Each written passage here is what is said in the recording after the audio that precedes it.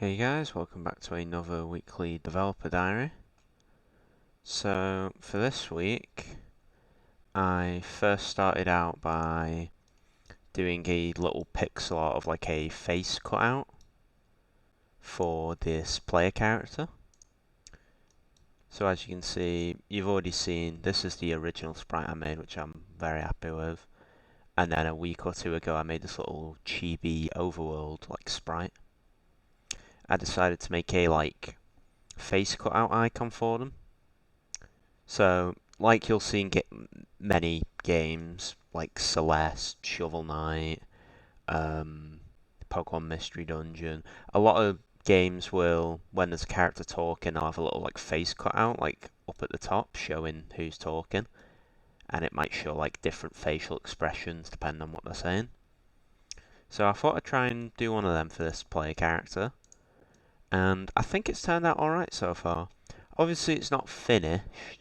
I still need to do quite. I've still got a few changes I want to make to it, and the main thing is it just needs a lot of shading, so I've not shaded it at all yet. Because it took me a surprising while to get the eyes in a place I was happy with, but I think it looks alright. I'm fairly happy with it so far. I've just got to do the shading on it now to just spruce it up a bit and make it look more like these two.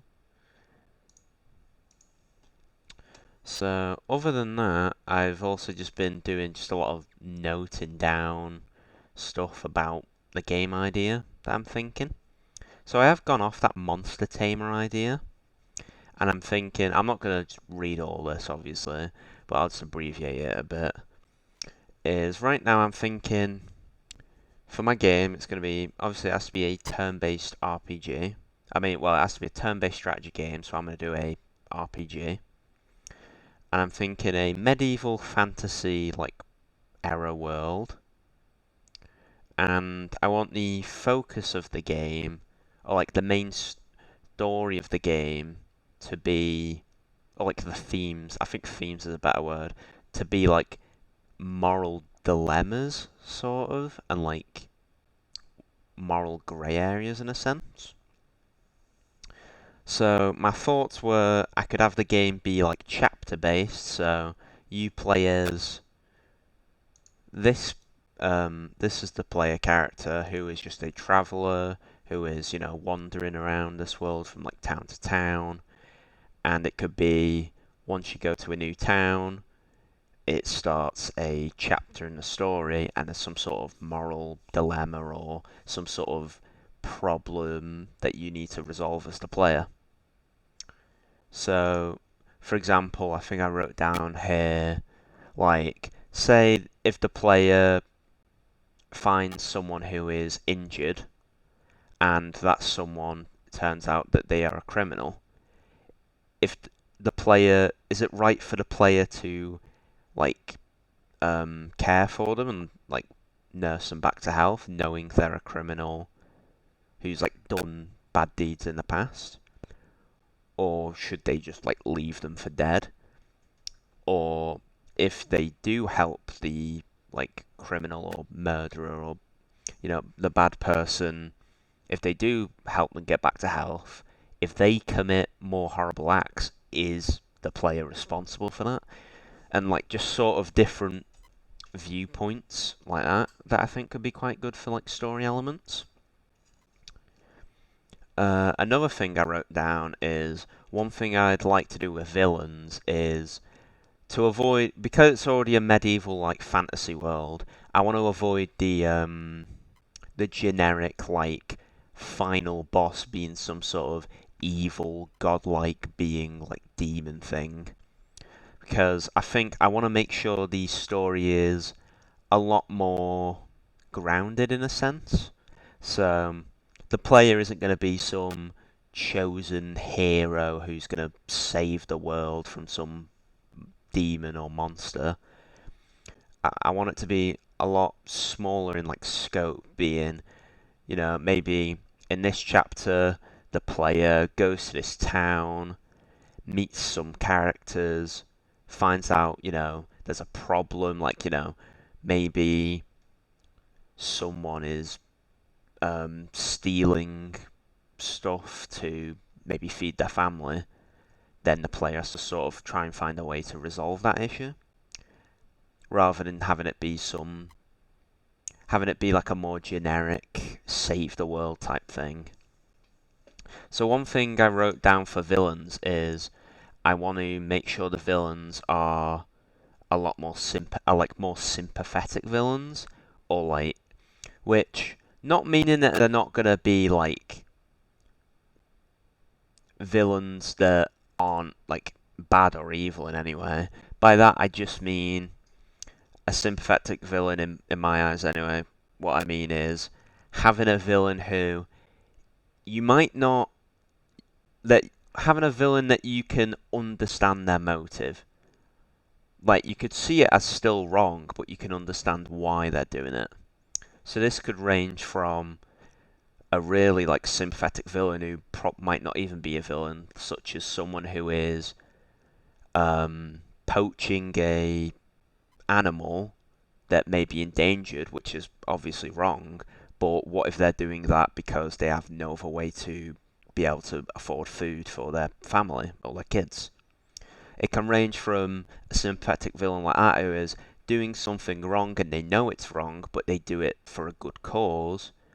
Or it could be something more sinister where it could be a villain who does very horrible things, but I explain their like backstory to it. So you could go, that villain is doing, these horrible deeds, but you sort of understand his motivation and why he's doing it, although you don't agree with him. That's sort of the approach I want to take for villains, if that makes sense. Hope I'm not rambling too much. But so that's what I'm thinking so far in terms of like villains for the game. So the structure of the game, I'm thinking, obviously this could all change, between weeks. But right now I'm thinking top-down like world. So maybe you control like this little chibi player moving across the world, and you travel from town to town across this fantasy medieval world. And when you go into a town, it will start a chapter in the story. So if you go into the first town in the game, chapter 1 will start. You'll be met with some sort of problem or some sort of villain or some sort of issue. And not all of them, I think, are going to be some of them are going to be like more complex stories. So some of them might be, there's like a clear, this person is doing bad things that you need to stop, and some of them might be more complex, like I said earlier with the whole moral dilemmas thing. So it will be, you go to a town, a new chapter in the story starts, you maybe have to go to some sort of like dungeon area, fight a few enemies until you get to the villain of that specific chapter. And then once you defeat him and it resolves the issue, then you'll move on to the next town and the next chapter in the game will start. I think that might be a good way to do it, because that would also mean when creating the game, I could I feel like by splitting it into chapters, with each chapter being in a specific area, it makes it a bit easier to work on it, I'd feel, because it sort of separates it into like smaller projects. So it's get chapter 1 completely done, then get chapter 2 done, and then I feel like by breaking it down into that, so say there was, I don't know, 5 chapters. For chapter 1, I'd have to do a town or like an area where the whole thing takes place. I'd have to do the so I'd have to do the area where it takes place, all the characters involved in that story, and like the monsters and enemies, and where like the climax in that story would take place. And then it would be chapter 2. I'd do all the same for that in its own context, and same for 3, and go and on and on. But I feel like by splitting it into that sort of like segments, it'd make it easier as a workflow just to work on each bit individually. So that's what I've been thinking for the game so far. I'm still The main things I'm struggling on coming up on now, because I don't have like solid foundations for the story yet, but I have like story elements and themes that I'm like confident I can come up with something with. The main things I'm struggling to think of is what exactly to do for the combat, because I've played a lot of turn-based strategy games. Do I want to go something that's sort of like type matchup and weakness based like Pokemon, or maybe it's like Octopath or Persona where certain enemies have like they have a guard and you have to break the guard with certain elemental or physical moves, or it could be something like Paper Mario or Mario Luigi where you have to sort of time your attacks. There's still so I'd say the main thing I've not really got an idea on is how the battles are actually going to work. But other than that, I think I'm happy with this so far. Obviously, this is all subject to change, and I've still got a good few weeks till I start uni. But I want to make sure, at the very least, when I do start my uni year, I have a solid idea going into it, so I can just crack on with it and just start getting work done on it. So, I think that's everything I've got to say for this week.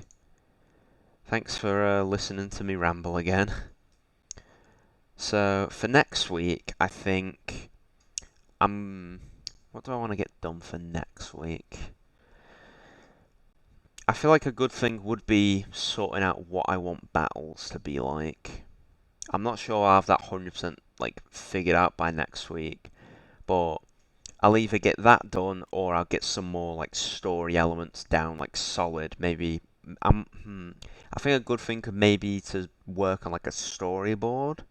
So maybe I made like chapter 1, 2, 3, 4, and 5, for example, and then I did a brief description on what each chapter in the story could be. I think that could be like a good way to do it. So yeah, I think I might start trying to do that for next week. Yeah.